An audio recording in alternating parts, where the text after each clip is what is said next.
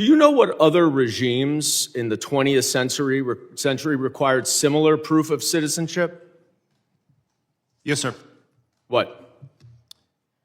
Sir, there was various nefarious regimes that did that. Is Nazi Germany one? Yes, but Is the Soviet Union one? I honestly, Sir, I'm asking the questions. Is the Soviet Union one? Yes, sir, but I totally, this is the wrong type of questioning. I'll tell you what the wrong type but of actually, thing sir, is. Sir, it's my Holocaust time. Museum Reclaiming my time, sir. If you want to go see Reclaiming my Nazism, time, that's what Mr. it is. Chairman. It's not the men and women of ICE that are out there doing it every day. So to say that the men and women of ICE are Mr. Chairman, I'm reclaiming my time. I would like my time back, please.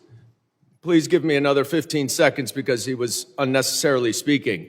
You said in your opening statement that references to ICE as the Gestapo or the secret police encourages threats against ICE agents. 100%. The problem is you have it backwards, sir.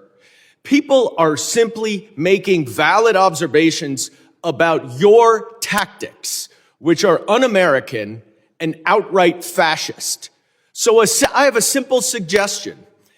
If you don't want to be called a fascist regime or secret police, then stop acting like one. But people are simply just observing what they are seeing. And that's why people are making those comments. Now, I was a prosecutor for 10 years, prosecuted mob bosses, organized crime, violent criminals, the actual worst of the worst. Not a single criminal law enforcement agent that I worked with wore a mask to conceal their identity.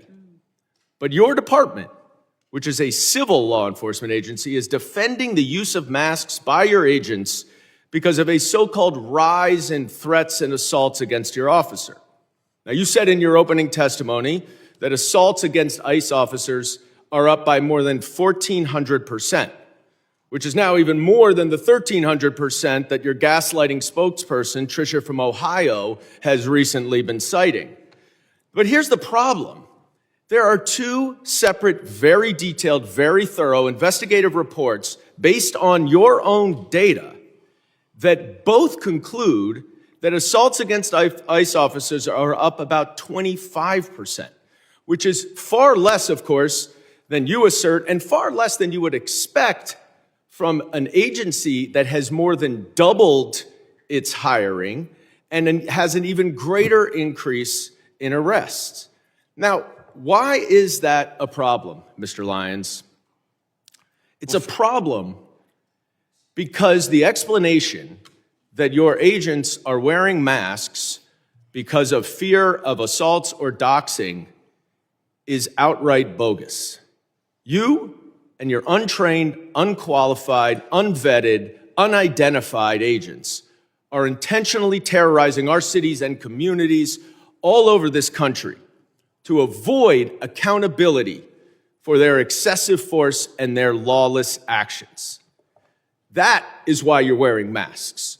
So no one can hold you accountable, and you know that the FBI is not going to, because notwithstanding all of the investigations all of you say are going on, the Department of Justice and the FBI has stated they are not investigating those two murders. This is not the America that I know and love. This is not the America my immigrants came to.